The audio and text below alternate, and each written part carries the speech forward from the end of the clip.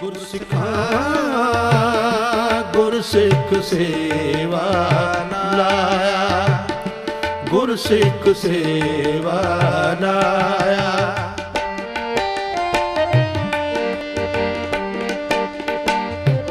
ਸਾਧ ਸੰਗਤ ਕਰ ਸੇਵ,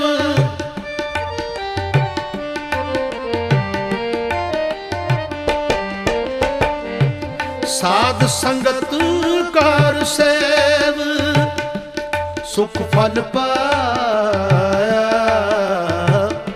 ਸੁਖ ਫਲ ਪਾਇਆ। ਗੁਰਸਿੱਖਾਂ ਗੁਰਸਿੱਖ ਸੇਵਾ ਲਾਇਆ, ਗੁਰਸਿੱਖ ਸੇਵਾ ਲਾਇਆ। ਸਿੱਖ ਇਤਿਹਾਸ ਭਾਈ ਕਨ੍ਹਈਆ ਜੀ ਦੀ ਆਨੰਦਪੁਰ ਸਾਹਿਬ ਦੇ ਲੜਾਈ ਦੇ ਮੈਦਾਨ ਵਿੱਚ ਭੇਦਭਾਵ ਤੇ ਸਵਾਰਥ ਰਹਿਤ ਉਸ ਸੇਵਾ ਦੀ ਗਵਾਹੀ ਭਰਦਾ ਹੈ ਜੋ ਉਹਨਾਂ ਨੇ ਪਾਣੀ ਪਿਲਾ ਕੇ ਕੀਤੀ, ਤੇ ਦਸਮ ਪਾਤਸ਼ਾਹ ਸ੍ਰੀ ਗੁਰੂ ਗੋਬਿੰਦ ਸਿੰਘ ਸਾਹਿਬ ਜੀ ਦੀ ਨਾ ਕੇਵਲ ਖੁਸ਼ੀ ਲਈ ਬਲਕਿ ਉਹਨਾਂ ਦੀ ਬਖਸ਼ੀ ਮਰਹਮ ਲੈ ਕੇ ਪੱਟੜ ਫੌਜੀਆਂ ਦੇ ਜ਼ਖਮਾਂ ਤੇ ਲਗਾਈ, ਤੇ ਇੱਕ ਨਿਵੇਕਲਾ ਇਤਿਹਾਸ ਸਿਰਜਦੇ ਹੋਏ ਬਾਅਦ ਵਿੱਚ ਬਣਾਈ ਗਈ ਰੈੱਡ ਕਰਾਸ ਦਾ ਮੁੱਢ ਬਣਿਆ। ਸਿੱਖ ਸਿਧਾਂਤਾਂ ਅਨੁਸਾਰ ਉਹ ਸੇਵਾ ਜਿਸ ਦੇ ਬਦਲੇ ਵਿੱਚ ਕੁਝ ਹਾਸਲ ਕਰਨ ਦੀ ਇੱਛਾ ਨਾ ਹੋਵੇ ਹੀ ਨਿਸ਼ਕਾਮ ਸੇਵਾ ਹੈ।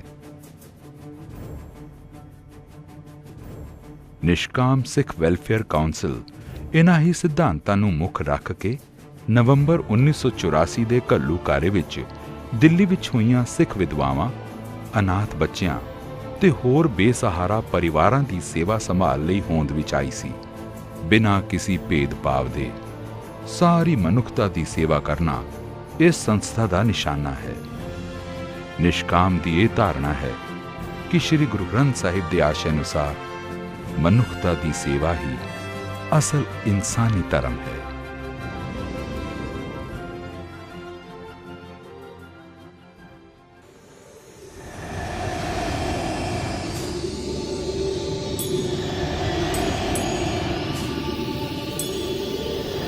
« 1984 ਦੇ ਘੱਲੂਘਾਰੇ ਵਿੱਚੋਂ ਹੀ ਨਿਸ਼ਕਾਮ ਦਾ ਜਨਮ ਹੋਇਆ। ਹਜ਼ਾਰਾਂ ਬੇਗੁਨਾਹਾਂ ਤੇ ਅਕਾਰਨ ਕੀਤੇ ਗਏ ਵਹਿਸ਼ੀ ਕਤਲੇਆਮ ਨੇ ਲੋਕਾਂ ਦਾ ਜੀਵਨ ਹੀ ਬਦਲ ਕੇ ਰੱਖ ਦਿੱਤਾ।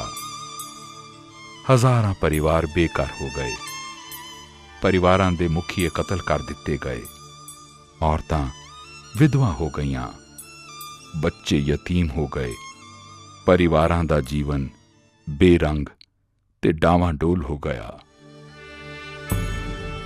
ਇਸ ਦੁਖਾਂਤ ਨੇ ਕੁਝ ਚੰਗੀ ਸੋਚ ਵਾਲੇ ਇਨਸਾਨਾਂ ਦੇ ਦਿਲਾਂ ਨੂੰ ਪਿਘਲਾ ਦਿੱਤਾ ਤੇ ਉਹਨਾਂ ਦੇ ਜੀਵਨ ਨੂੰ ਬਦਲ ਕੇ ਰੱਖ ਦਿੱਤਾ।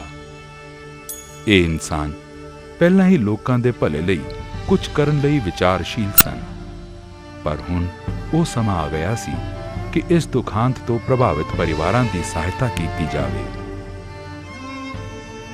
ਨਿਸ਼ਕਾਮ ਨੇ ਸੇਵਾ ਦੇ ਕੰਮ ਦਾ ਆਰੰਭ ਦਿੱਲੀ ਦੀ ਸੁਲਤਾਨਪੁਰੀ ਕਾਲੋਨੀ ਵਿੱਚ ਉਹਨਾਂ ਪ੍ਰਭਾਵਿਤ ਤੇ ਬੇਘਰ ਪਰਿਵਾਰਾਂ ਤੋਂ ਕੀਤਾ ਜੋ ਕਿ ਨਵੰਬਰ 1984 ਦੀ ਗੂੜੀ ਸਰਦੀ ਵਿੱਚ ਇੱਕ ਪਾਰਕ ਵਿੱਚ ਫੱਟੇ ਹੋਏ ਸ਼ਾਮਿਆਨੇ ਥੱਲੇ ਇਕੱਠੇ ਹੋਏ ਸਨ। ਹਰ ਰੋਜ਼ ਸਵੇਰੇ ਨਿਸ਼ਕਾਮ ਦੇ ਸੇਵਾਦਾਰ ਸੁਲਤਾਨਪੁਰੀ ਤੇ ਮੰਗੋਲਪੁਰੀ ਦੇ ਇਹਨਾਂ ਪ੍ਰਭਾਵਿਤ ਪਰਿਵਾਰਾਂ ਦੀ ਲੋੜ ਅਨੁਸਾਰ ਸਹਾਇਤਾ ਕਰਦੇ ਤੇ ਫਿਰ ਆਪਣੇ ਕੰਮਾਂ ਤੇ ਚਲੇ ਜਾਂਦੇ। ਅੰਗਰੇਜ਼ੀ ਦੇ ਰੋਜ਼ਾਨਾ ਅਖਬਾਰ ਇੰਡੀਅਨ ਐਕਸਪ੍ਰੈਸ ਅਤੇ ਪੰਜਾਬੀ ਦੇ ਰੋਜ਼ਾਨਾ ਅਖਬਾਰ ਅਜੀਤ ਦੇ ਰਿਲੀਫ ਫੰਡਾਂ ਵਿੱਚੋਂ ਬਹੁਤ ਸਾਰੀ ਸਹਾਇਤਾ ਇਹਨਾਂ ਪ੍ਰਭਾਵਿਤ ਪਰਿਵਾਰਾਂ ਨੂੰ ਨਿਸ਼ਕਾਮ ਰਾਹੀਂ ਮਿਲੀ। ਇਹ ਬਹੁਤ ਔਖਾ ਸਮਾਂ ਸੀ ਕਿਉਂਕਿ ਸਾਧਨ ਬੜੇ ਘੱਟ ਸਨ ਤੇ ਦੁਖਾਂਤ ਦੇ ਪ੍ਰਭਾਵਿਤ ਪਰਿਵਾਰ ਬਹੁਤ ਥੋੜੇ ਸਮੇਂ ਵਿੱਚ ਬਹੁਤ ਸਾਰੇ ਨਤੀਜਿਆਂ ਦੀ ਆਸ ਨਿਸ਼ਕਾਮ ਤੋਂ ਰੱਖਦੇ ਸਨ।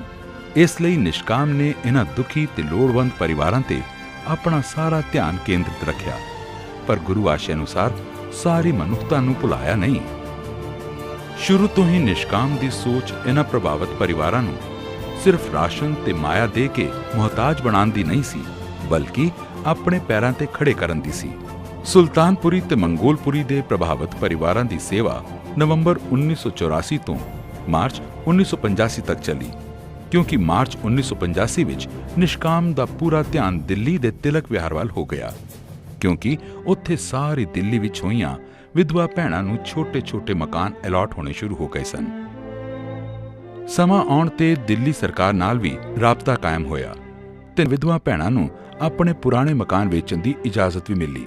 ਆਖਿਰ ਕੋਸ਼ਿਸ਼ਾਂ ਸਦਕਾ ਨਾ ਕੇਵਲ ਭੈਣਾਂ ਦੇ ਨਵੇਂ ਅਲਾਟ ਕੀਤੇ ਮਕਾਨਾਂ ਦੀ ਕੀਮਤ ਮਾਫ ਹੋਈ, ਬਲਕਿ ਵਿਦਿਅਕ ਯੋਗਤਾ ਤੇ ਉਮਰ ਵਿੱਚ ਰਿਆਇਤ ਦੇਣ ਤੋਂ ਬਾਅਦ ਇਹਨਾਂ ਨੂੰ ਸਰਕਾਰੀ ਸਕੂਲਾਂ, ਦਫ਼ਤਰਾਂ ਅਤੇ ਬੈਂਕਾਂ ਆਦਿ ਵਿੱਚ ਨੌਕਰੀਆਂ ਵੀ ਮਿਲੀਆਂ।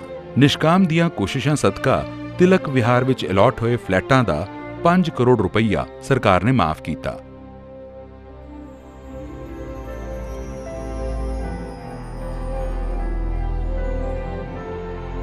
ਵਿਧਵਾ ਭੈਣਾਂ ਦੀ ਸੇਵਾ ਹਮੇਸ਼ਾ ਹੀ ਨਿਸ਼ਕਾਮ ਦੀ ਸੋਚ ਵਿੱਚ ਰਹੀ ਹੈ ਤੇ ਇਸੇ ਹੀ ਸੋਚ ਦਾ ਸਦਕਾ ਹੀ ਖਰੜ ਵਿਖੇ ਮਾਤਾ ਗੁਜਰੀ ਸਿੱਖ ਨਿਵਾਸ, ਬਿਰਧ ਘਰ ਤੇ ਅਨਾਥ ਆਸ਼ਰਮ ਬਣਾਇਆ ਗਿਆ ਤਾਂ ਜੋ ਜਦੋਂ ਇਹ ਭੈਣਾਂ ਬਜ਼ੁਰਗ ਹੋ ਜਾਣ ਤੇ ਬੱਚੇ ਵੀ ਇਹਨਾਂ ਦੀ ਦੇਖਭਾਲ ਨਾ ਕਰਨ ਤਾਂ ਵੀ ਇਹਨਾਂ ਨੂੰ ਉੱਥੇ ਰਿਹਾਇਸ਼ ਦਿੱਤੀ ਜਾ ਸਕੇ ਤੇ ਇਹਨਾਂ ਦਾ ਜੀਵਨ ਸੌਖਾ ਗੁਜ਼ਰ ਸਕੇ। ਇਸ ਤਰ੍ਹਾਂ ਨਿਸ਼ਕਾਮ ਦੀ ਇਹ ਸੇਵਾ ਦਾ ਸਫ਼ਰ ਪਿਛਲੇ 20 ਸਾਲਾਂ ਤੋਂ ਚੱਲ ਰਿਹਾ ਹੈ ਤੇ ਹੁਣ ਇਸ ਨੂੰ ਹੋਰ ਮਜ਼ਬੂਤ ਕੀਤਾ ਜਾ ਰਿਹਾ ਹੈ। ਨਿਸ਼ਕਾਮ ਉਹਨਾਂ ਲੋਕਾਂ ਦੇ ਜੀਵਨ ਦਾ ਅਟੁੱਟ ਅੰਗ ਬਣ ਗਿਆ ਹੈ ਜਿਨ੍ਹਾਂ ਦੇ ਜੀਵਨ ਨੂੰ ਇਸ ਨੇ ਪ੍ਰਭਾਵਿਤ ਕੀਤਾ ਹੈ।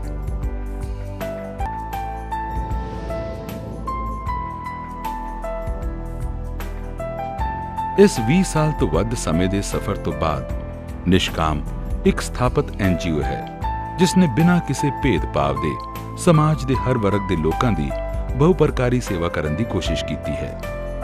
ਯੋਗ, ਲੋੜਵੰਦ ਅਤੇ ਮਿਹਨਤੀ ਵਿਦਿਆਰਥੀਆਂ ਦੀ ਵਿੱਦਿਆ ਪ੍ਰਾਪਤੀ ਲਈ ਸਹਾਇਤਾ ਕਰਨਾ ਨਿਸ਼ਕਾਮ ਦਾ ਇੱਕ ਮਿਸ਼ਨ ਹੈ।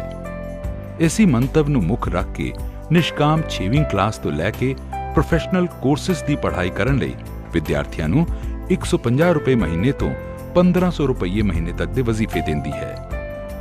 6ਵੀਂ ਤੋਂ 10ਵੀਂ ਕਲਾਸ ਦੇ ਵਜ਼ੀਫੇ Nishkam relief committee of Greater New York ਦੀ ਮਦਦ ਨਾਲ, 11ਵੀਂ ਤੋਂ 12ਵੀਂ ਦੇ ਵਜ਼ੀਫੇ ਦਾਨੀ ਵੀਰਾਂ ਭੈਣਾਂ ਦੀ ਸਹਾਇਤਾ ਨਾਲ ਤੇ ਪ੍ਰੋਫੈਸ਼ਨਲ ਕੋਰਸਾਂ ਲਈ ਵਜ਼ੀਫੇ ਸਿੱਖ ਹਿਊਮਨ ਡਿਵੈਲਪਮੈਂਟ ਫਾਊਂਡੇਸ਼ਨ ਅਮਰੀਕਾ ਦੀ ਮਦਦ ਨਾਲ ਉਪਲਬਧ ਕਰਾਏ ਜਾਂਦੇ ਹਨ। ਵਜ਼ੀਫੇ ਦੇਣ ਦੇ ਨਾਲ-ਨਾਲ ਬੱਚਿਆਂ ਨੂੰ ਵੱਖ-ਵੱਖ ਪ੍ਰੀਖਿਆਵਾਂ ਵਿੱਚ ਤਿਆਰੀ ਲਈ ਸਹਾਇਤਾ ਵੀ ਦਿੱਤੀ ਜਾਂਦੀ ਹੈ। ਪਿਛਲੇ 3 ਸਾਲਾਂ ਵਿੱਚ ਨਿਸ਼ਕਾਮ ਨੇ ਇਹਨਾਂ ਸਕਾਲਰਸ਼ਿਪ ਪ੍ਰੋਗਰਾਮਾਂ ਵਿੱਚ 48 ਲੱਖ ਰੁਪਏ ਦੇ ਵਜ਼ੀਫੇ ਦਿੱਤੇ ਹਨ।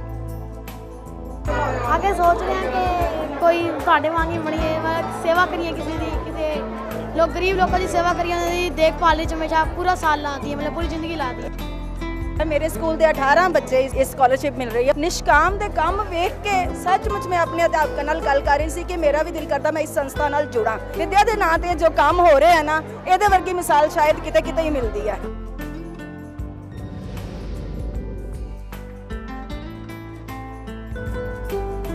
ਨਿਸ਼ਕਾਮ ਦੇ ਵਿਦਿਅਕ ਕੰਮ ਬੜੇ ਬੁਨਿਆਦੀ ਤੇ ਪ੍ਰੈਕਟੀਕਲ ਰਹੇ ਹਨ ਤੇ ਹੁਣ ਇਹ ਕੰਮ ਬਹੁਪੱਖੀ ਹੋ ਗਏ ਹਨ ਤੇ ਬੱਚਿਆਂ ਨੂੰ ਆਪਣੇ ਪੈਰਾਂ ਤੇ ਖੜਾ ਕਰਨ ਦੀ ਕੋਸ਼ਿਸ਼ ਜਾਰੀ ਹੈ।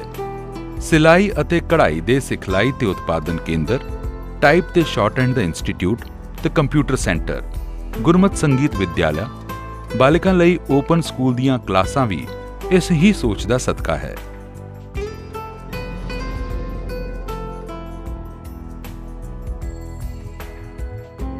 ਪੰਜਾਬ ਤੋਂ ਦੂਰ ਦੁਰਾਡੇ ਵਸਦੇ ਭਾਰਤ ਦੇ ਹੋਰ ਸੂਬਿਆਂ ਵਿੱਚ ਵਸੇ ਗਰੀਬ ਸਿੱਖਾਂ ਦੀ ਸਹਾਇਤਾ ਕਰਨ ਵਿੱਚ ਵੀ ਨਿਸ਼ਕਾਮ ਨੇ ਖਾਸ ਰੁਚੀ ਲਈ ਹੈ ਤੇ ਅਜਿਹੇ ਪਰਿਵਾਰਾਂ ਵਿੱਚ ਕਰਨਾਟਕਾ ਵਿੱਚ ਵਸੇ ਸਿਕਲੀਗਰ ਸਿੱਖ ਹਨ। ਇਹ 6ਵੇਂ ਪਾਤਸ਼ਾਹ ਸ੍ਰੀ ਗੁਰੂ ਹਰਗੋਬਿੰਦ ਸਾਹਿਬ ਤੇ 10ਮ ਪਾਤਸ਼ਾਹ ਸ੍ਰੀ ਗੁਰੂ ਗੋਬਿੰਦ ਸਿੰਘ ਸਾਹਿਬ ਦੇ ਸਮੇਂ ਸਿੱਖੀ ਦੇ ਘੇਰੇ ਵਿੱਚ ਆਏ ਸਨ ਤੇ ਫੌਜਾਂ ਲਈ ਹਥਿਆਰ ਤਿਆਰ ਕਰਦੇ ਸਨ। ਮੁਗਲਾਂ ਦੇ ਸਮੇਂ ਆਏ ਵਿਖੜੇ ਸਮੇਂ ਦੇ ਦੌਰਾਨ ਇਹ ਚਲਦੇ ਕਰਨਾਟਕਾ ਵਿੱਚ ਪਹੁੰਚ ਗਏ ਤੇ ਸਿੱਖੀ ਦੀ ਮੁੱਖ ਧਾਰਾ ਤੋਂ ਦੂਰ ਹੋ ਗਏ। ਗਰੀਬੀ ਦੇ ਹਾਲਤਾਂ ਵਿੱਚ ਜੀਵਨ ਗੁਜ਼ਾਰਨ ਤੇ ਸਿੱਖੀ ਦੀ ਮੁੱਖ ਧਾਰਾ ਤੋਂ ਦੂਰ ਹੋਣ ਦੇ ਬਾਵਜੂਦ ਇਹਨਾਂ ਨੇ ਆਪਣੇ ਸਿੱਖੀ ਸਰੂਪ ਨੂੰ ਛੱਡਿਆ ਨਹੀਂ। ਕਰਨਾਟਕਾ ਵਿੱਚ ਵਸਦੇ ਇਹ ਸਿਕਲੀਗਰ ਸਿੱਖ ਬੜੀ ਗਰੀਬੀ ਦੀ ਹਾਲਤ ਵਿੱਚ ਟੁੱਟੀਆਂ-ਫੁੱਟੀਆਂ ਝੋਪੜੀਆਂ ਵਿੱਚ ਰਹਿੰਦੇ ਹਨ ਤੇ ਇਹਨਾਂ ਨੂੰ ਕੋਈ ਵਿੱਦਿਆ ਅਤੇ ਡਾਕਟਰੀ ਸਹੂਲਤਾਂ ਪ੍ਰਾਪਤ ਨਹੀਂ ਹਨ। ਕਰਨਾਟਕਾ ਸਿੱਖ ਵੈਲਫੇਅਰ ਸੁਸਾਇਟੀ ਨਾਲ ਮਿਲ ਕੇ ਨਾ ਕੇਵਲ ਬੰਗਲੌਰ ਵਿੱਚ 22 ਪਰਿਵਾਰਾਂ, ਜਿਨ੍ਹਾਂ ਵਿੱਚ ਇੱਕ ਤਮਿਲ ਪਰਿਵਾਰ ਵੀ ਸੀ, ਘਰ ਬਣਾਏ, ਬਲਕਿ ਲਗਭਗ ਸਾਰੇ ਕਰਨਾਟਕਾ ਦਾ ਸਰਵੇ ਕਰਨ ਤੋਂ ਬਾਅਦ ਹੋਰ ਸ਼ਹਿਰਾਂ ਵਿੱਚ ਅਜਿਹੇ ਸਿਕਲੀਗਰ ਪਰਿਵਾਰਾਂ ਦੀ ਪਹਿਚਾਣ ਕੀਤੀ ਗਈ ਤੇ ਹੁਣ ਇਹਨਾਂ ਪਰਿਵਾਰਾਂ ਵਾਸਤੇ ਵੀ ਪੱਕੇ ਮਕਾਨਾਂ ਦਾ ਇੰਤਜ਼ਾਮ ਕਰਨ ਦੇ ਨਾਲ-ਨਾਲ ਬੱਚਿਆਂ ਦੀ ਪੜ੍ਹਾਈ ਲਿਖਾਈ ਮਜ਼ਬੂਤ ਕਰਨ ਤੇ ਉਹਨਾਂ ਨੂੰ ਆਪਣੇ ਧਾਰਮਿਕ ਵਿਰਸੇ ਨਾਲ ਜੋੜਨ ਦੀ ਕੋਸ਼ਿਸ਼ ਕੀਤੀ ਜਾ ਰਹੀ ਹੈ। ਰਾਜਸਥਾਨ ਵਿੱਚ ਵੀ ਇਹੋ ਜਿਹੇ ਸਿਕਲੀਗਰ ਪਰਿਵਾਰਾਂ ਲਈ ਘਰ ਬਣਾਉਣ ਤੇ ਬੱਚਿਆਂ ਦੀ ਪੜ੍ਹਾਈ ਲਿਖਾਈ ਮਜ਼ਬੂਤ ਕਰਨ ਦਾ ਪ੍ਰੋਗਰਾਮ ਬਣ ਰਿਹਾ ਹੈ। ਯਾਰ ਦੀ ਗੱਲ ਹੈਗੀ ਆ, ਇੱਕ ਦਿਨ ਇੱਕ ਸਿਕਲੀਗਰ ਪਰਿਵਾਰਾਂ ਦਾ ਬੱਚਾ ਸਾਡੇ ਘਰ ਚਾਕੂ ਵੇਚਣ ਆਇਆ। ਉਹਨੂੰ ਦੇਖ ਕੇ ਸਾਨੂੰ ਲੱਗਾ ਕਿ ਇਸ ਬੱਚੇ ਨੂੰ ਤੇ ਸਕੂਲ ਹੋਣਾ ਚਾਹੀਦਾ ਸੀ ਔਰ ਇਹ ਪੈਸੇ ਕਮਾਉਣ ਵਾਸਤੇ ਗਲੀ ਵਿੱਚ ਚਾਕੂ ਵੇਚ ਰਿਹਾ ਹੈ। ਇਸ ਕਰਕੇ ਕਰਨਾਟਕਾ ਸਿੱਖ ਵੈਲਫੇਅਰ ਸੁਸਾਇਟੀ ਨੇ ਬੈਂਗਲੌਰ ਵਿੱਚ ਕੰਮ ਸ਼ੁਰੂ ਕੀਤਾ ਅਤੇ ਨਿਸ਼ਕਾਮ ਸਿੱਖ ਵੈਲਫੇਅਰ ਕਾਉਂਸਲ ਨਵੀਂ ਦਿੱਲੀ ਨੇ ਸਾਡਾ ਸਹਿਯੋਗ ਕੀਤਾ। ਸਾਨੂੰ ਇੱਕ ਸੁਭਾਗ ਮਿਲਿਆ ਇਹ ਸੇਵਾ ਕਰਨ ਦਾ। ਕਰਨਾਟਕਾ ਸਿੱਖ ਵੈਲਫੇਅਰ ਸੁਸਾਇਟੀ ਦੇ ਨਾਂ ਹੇਠ ਬੰਗਲੌਰ ਦੀ ਸੰਗਤ ਨੇ ਸਾਨੂੰ ਉਦਮ ਬਖਸ਼ਿਆ। ਨਾਲ ਆਏ ਸਾਡੇ ਇੱਕ ਨਿਸ਼ਕਾਮ ਸਿੱਖ ਵੈਲਫੇਅਰ ਸੁਸਾਇਟੀ ਨਵੀਂ ਦਿੱਲੀ ਵਾਲੇ, ਜਿਨ੍ਹਾਂ ਨੇ ਇਹ ਉਪਰਾਲਾ ਕਰਨ ਦਾ ਪ੍ਰੇਰਣਾ ਜਿਹੜੀ ਹੈ ਸਾਨੂੰ ਉਹਨਾਂ ਤੋਂ ਹੀ ਮਿਲੀ। ਜਿਉਂ ਅਸੀਂ ਇਹਨਾਂ ਨਾਲ ਰਲਦੇ ਗਏ, ਸਾਨੂੰ ਇਹਨਾਂ ਦੇ ਹਾਲਾਤ, ਇਹਨਾਂ ਦੀ ਦੁੱਖ ਸੁੱਖ ਪਤਾ ਲੱਗਦੇ ਗਏ। ਪਰ ਅਸੀਂ ਬੁਨਿਆਦੀ ਚੀਜ਼ ਜਿਹੜੀ ਲਈ ਉਹ ਲਈ ਕਿ ਇਹਨਾਂ ਨੂੰ ਗੁਰੂ ਘਰ ਨਾਲ ਜੋੜਿਆ ਜਾਏ, ਇਹਨਾਂ ਦੇ ਬੱਚਿਆਂ ਨੂੰ ਪੜ੍ਹਾਈ ਦਿੱਤੀ ਜਾਏ ਔਰ ਜਿੱਥੇ ਤੱਕ ਹੋ ਸਕੇ ਇਹ ਜਿਹੜੇ ਝੁੱਗੀ ਚੋਪੜੀਆਂ 'ਚ ਰਹਿੰਦੇ ਹਨ ਇਹਨਾਂ ਨੂੰ ਕੋਈ ਅੱਛਾ ਜਿਹਾ ਸਹੂਲੀਅਤ ਭਰਿਆ ਮਕਾਨ ਦਿੱਤਾ ਜਾਏ।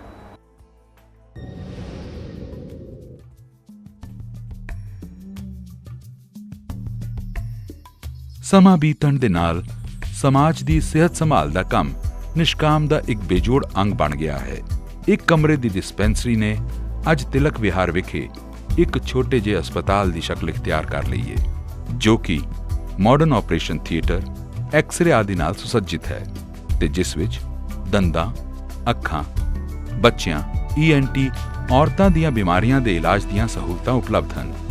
ਲੋੜਵੰਦ ਵਿਧਵਾ ਭੈਣਾਂ ਤੇ ਬਜ਼ੁਰਗਾਂ ਨੂੰ ਇਹ ਸਹੂਲਤਾਂ ਲਗਭਗ ਫ੍ਰੀ ਹਨ ਤੇ ਬਾਕੀ ਪਰਿਵਾਰਾਂ ਨੂੰ ਵੀ ਇਹ ਸਹੂਲਤਾਂ ਮਾਰਕੀਟ ਨਾਲੋਂ ਬਹੁਤ ਘੱਟ ਕੀਮਤ ਤੇ ਮੁਹੱਈਆ ਕਰਾਈਆਂ ਜਾਂਦੀਆਂ ਹਨ। ਲੈਬੋਰੇਟਰੀ ਤੇ ਅਲਟਰਾਸਾਊਂਡ, CT ਸਕੈਨ, MRI ਸੇਵਾਵਾਂ ਆਊਟਸੋਰਸ ਕੀਤੀਆਂ ਗਈਆਂ ਹਨ।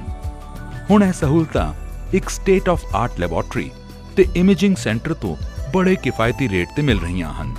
ਜਲਦੀ ਹੀ ਇਲਾਕੇ ਵਿੱਚ ਇੱਕ ਫ੍ਰੀ ਐਂਬੂਲੈਂਸ ਸਰਵਿਸ ਚਾਲੂ ਕੀਤੀ ਜਾ ਰਹੀ ਹੈ। ਦਿੱਲੀ ਦੇ ਨਾਲ-ਨਾਲ ਨਿਸ਼ਕਾਮ ਨੇ ਪੰਜਾਬ ਵਿੱਚ ਖਰੜ ਵਿਖੇ ਤੇ ਹਰਿਆਣਾ ਵਿੱਚ ਯਮੁਨਾ ਨਗਰ ਤੇ ਬੱਲੇਵਾਲ ਵਿਖੇ ਆਪਣੀਆਂ ਮੈਡੀਕਲ ਸੇਵਾਵਾਂ ਆਰੰਭ ਕਰ ਦਿੱਤੀਆਂ ਹਨ। ਯਮੁਨਾ ਨਗਰ ਵਿੱਚ ਸਮਾਂ ਪਾ ਕੇ ਕੋਈ ਚੰਗਾ ਜਿਹਾ ਮੈਡੀਕਲ ਜਾਂ ਸਰਜੀਕਲ ਸੈਂਟਰ ਬਣਾਉਣ ਦਾ ਵਿਚਾਰ ਹੈ। ਇੱਥੇ ਇੱਕ ਕੰਪਿਊਟਰ ਸੈਂਟਰ ਵੀ ਆਰੰਭ ਕਰ ਦਿੱਤਾ ਗਿਆ ਹੈ। OPD ਸੇਵਾਵਾਂ ਮੁਹੱਈਆ ਕਰਾਉਣ ਦੇ ਨਾਲ-ਨਾਲ 1984 ਦੀਆਂ ਤੇ ਹੋਰ ਲੋੜਵੰਦ ਵਿਧਵਾ ਭੈਣਾਂ, ਕਰਨਾਟਕਾ ਦੇ ਸਿਕਲੀਗਰ ਪਰਿਵਾਰਾਂ ਤੇ ਬਜ਼ੁਰਗਾਂ ਨੂੰ ਲੋੜ ਪੈਣ ਤੇ ਹਸਪਤਾਲ ਵਿੱਚ ਦਾਖਲ ਹੋ ਕੇ ਇਲਾਜ ਕਰਾਉਣ ਦੀ ਸਹੂਲਤ ਦੇਣ ਲਈ ਉਹਨਾਂ ਲਈ ਗਰੁੱਪ ਮੈਡੀਕਲ ਇੰਸ਼ੋਰੈਂਸ ਕਰਾਉਣ ਦਾ ਪ੍ਰਬੰਧ ਵੀ ਕੀਤਾ ਜਾ ਰਿਹਾ ਹੈ।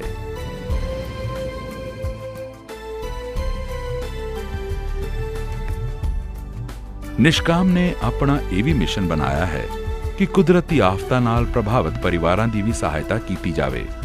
ਇਸੇ ਆਸ਼ੇ ਨੂੰ ਮੁੱਖ ਰੱਖ ਕੇ ਪੰਜਾਬ ਵਿੱਚ ਹੜ੍ਹ ਆਉਣ ਤੇ ਅਤੇ ਉੱਤਰ ਕਾਸ਼ੀ ਤੇ ਗੁਜਰਾਤ ਵਿੱਚ ਭੂਚਾਲ ਆਉਣ ਤੇ ਲੋੜਵੰਦ ਪਰਿਵਾਰਾਂ ਨੂੰ ਬਿਨਾਂ ਕਿਸੇ ਭੇਦਭਾਵ ਦੇ ਸਹਾਇਤਾ ਪਹੁੰਚਾਈ ਗਈ। ਹੁਣ ਤਮਿਲਨਾਡੂ ਵਿੱਚ ਸੁਨਾਮੀ ਨਾਲ ਪ੍ਰਭਾਵਿਤ ਪਰਿਵਾਰਾਂ ਦੇ ਘਰ ਹੋਰ ਸਿੱਖ ਸੰਸਥਾਵਾਂ ਨਾਲ ਮਿਲ ਕੇ ਗੁਰੂ ਨਾਨਕ ਸਰਬੱਤ ਸਿੱਖ ਸੰਗਤ ਦੇ ਬੈਨਰ ਹੇਠਾਂ ਬਣਾਏ ਜਾ ਰਹੇ ਹਨ।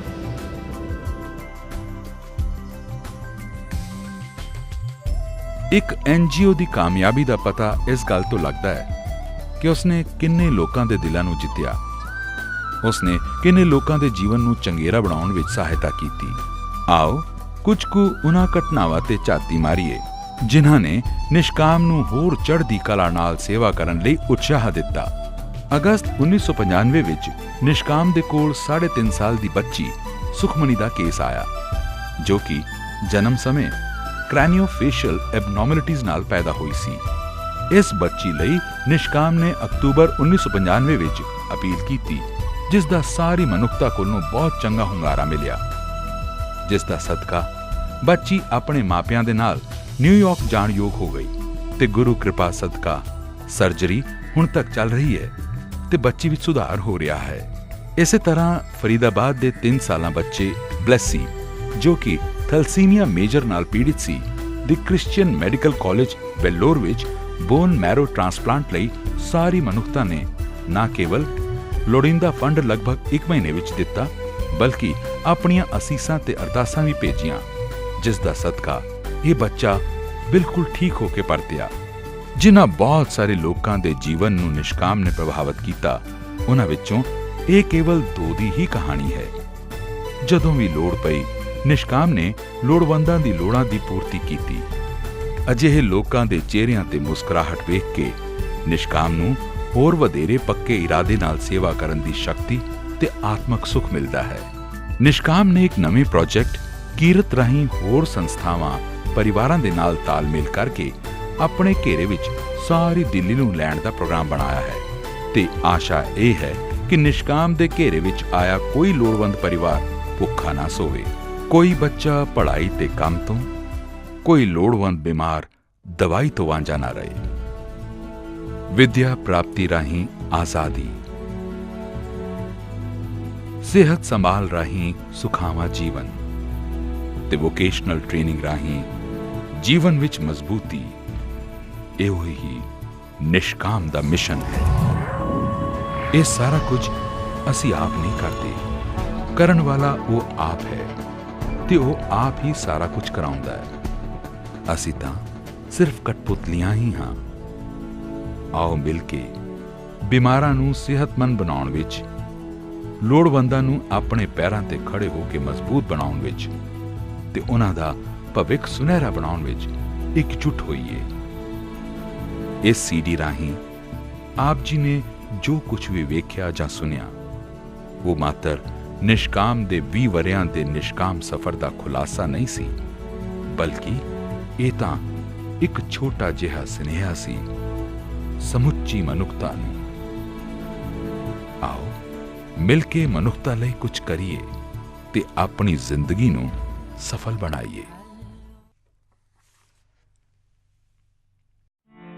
ਵਿੱਚ ਦੁਨੀਆ ਸੇਵ ਕਮਾਈਏ, ਵਿੱਚ ਦੁਨੀਆ ਸੇਵ ਕਮਾਈਏ, ਵਿੱਚ ਦੁਨੀਆ ਸੇਵ ਕਮਾਈਏ, ਤਾਂ ਦਰਗਾਹ ਬੈਸੁਣ ਪਾਈਏ,